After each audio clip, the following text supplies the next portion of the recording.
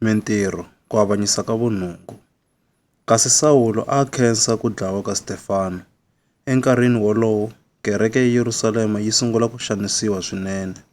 Vapfumeri hinkwavo va hangalasiwa ematikweni ya Yudiya ni ya Samariya, ku sala vaapostolo ntsena. Kutani vavanuna lava chavaka Xikwembu va lahla Stefano.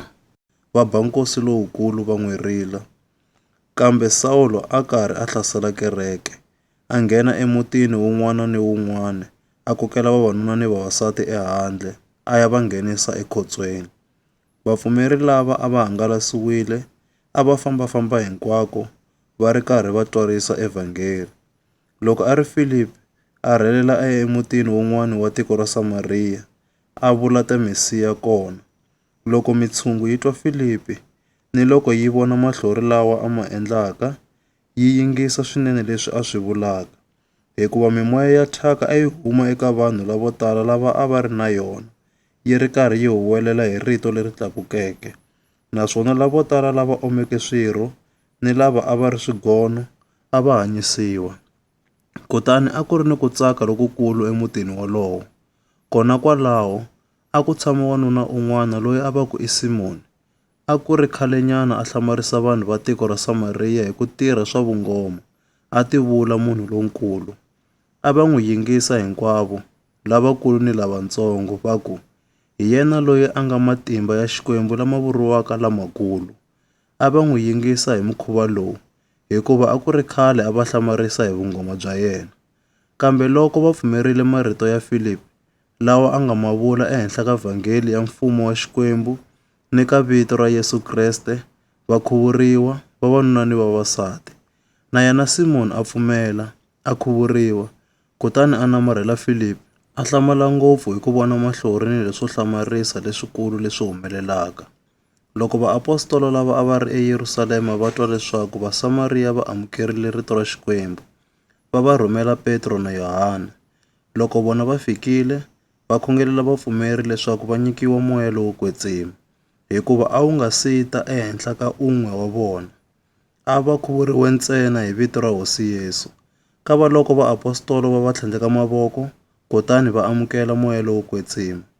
Loko Simoni a vona leswaku moya lowo kwetsima wu nyikiwa hi ku tlhandlekiwa mavoko hi vaapostolo, a va tshembisa mali, a ku, na mina ndzi nyikeni matimba lawa, leswaku un'wana ni un'wana loyi ndzi nga ta n'wi tlhandleka mavoko a ta nyikiwa moya lowo kwetsima. Kambe Petro a ku ka yena, mali ya wena a yi love swin'we na wena, leswi u ehleketaka leswaku u nga xava nyiko ya Xikwembu hi mali. Ntirho lowu a hi wa wena, a wu ngheni eka wona, hikuva mbilu ya wena a yi lulamanga emahlweni ka Xikwembu. Hikokwalaho hundzuka u tshika ku biha ka wena loku, u khongela Hosi leswaku kumbexana yi nga ku rivalela miehleketo leyi u nga va na yona. Hikuva ndza swi vona leswaku u tele mavondzo leyo chavisa, ni leswaku ha bohiwile hi leswo homboloka. Simoni a hlamula a ku, ndzi khongeleleni mi ri n'wina eka Hosi, leswaku ndzi nga tshuki ndzi humeleriwa hi xilo ni xin'we xa leswi mi swi vuleke. Kute loko vaapostolo va hetile ku veka vumbhoni ni ku vula rito ra Hosi, va tlhelela eYerusalema va ri karhi va twarisa evhangeli emitini leyo tala ya vaSamariya. Ntsumi ya Hosi yi vulavula na Filipi yi ku ka yena, suka u ya tlhelo ra dzonga endleleni leyi humaka eYerusalema, leyi rhelelaka yi ya eGaza. A ku tali ku famba munhu endleleni leyi. Kutani Filipi a suka, a famba. Kava loko ku humelela wanuna wa Muetopiya, mutsheniwa loyi a ri ndhuna leyikulu ni mulanguteri wa rifuwo hinkwaro ra Kandake, hosi ya wasati ya Etopiya. Munhu loyi a tile eYerusalema ku ta gandzela kona. Kutani a tlhelela kaya, a tshamile golonyini ya yena, a ri karhi a hlaya buku ya muprofeta Isaya. Moya wu ku ka Filipi, famba, u tshinelela golonyi liya. Filipi a ya kona hi ku tsutsuma. A twa Muetopiya la hlayaka buku ya muprofeta Isaya a ku ka yena, xana wa twisisa leswi u swi hlayaka xana? Yoloye a ku, ndzi nga swi kotisa ku yini ku swi twisisa loko ndzi nga ri na loyi a ndzi hlamuselaka xana? Kutani a kombela leswaku Filipi a khandziya a ta tshama na yena. Ndzimana ya buku leyi a yi hlaya hi leyi. A fana ni nyimpfu leyi yisiwaka eku tlhaviweni, kumbe xinyimpfana lexi miyelaka loko va xi tsemeta voya. A nga pfulanga nomu. U tsongahatiwile, a aleriwa leswo lulama. I mani la nga ta vulavula hi vatukulu va yena, leswi vutomi bya yena la misaveni byi fikeke makumu ke? Kutani ndhuna yi ku ka Filipi, wa nga ndzi byela, xana muprofeta u vula mani hi mhaka leyi? Xana wa tivula, kumbe u vula un'wana ke? Hi loko Filipi a sungula ku vulavula, a rhanga hi buku yoleyo, kutani a n'wi tivisa evhangeli ya Yesu.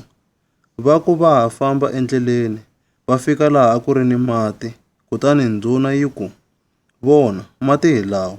Ku nga sivela yini leswaku ndzi khuvuriwa xana? Filipi a ku, loko u pfumela hi mbilu ya wena hinkwayo, u nga khuvuriwa. A hlamula a ku, ndza pfumela leswaku Yesu Kreste i n'wana wa Xikwembu. Kute loko a lerisile leswaku golonyi yi yima, va ngirimela ematini hi vumbirhi bya vona, Filipi ni ndhuna. Kutani Filipi a yi khuvula. Kute loko va humile ematini, Moya wa Hosi wu susa Filipi. Ndhuna a ya ha vuyanga yi n'wi vona. Hambiswiritano, yi yile emahlweni ni riendzo ra yona yi tsakile swinene. Loko a ri Filipi, a tikuma a ri le Azoto, kutani a fambafamba emitini hinkwayo a ri karhi a twarisa evhangeli a kondza a fika eKhezariya.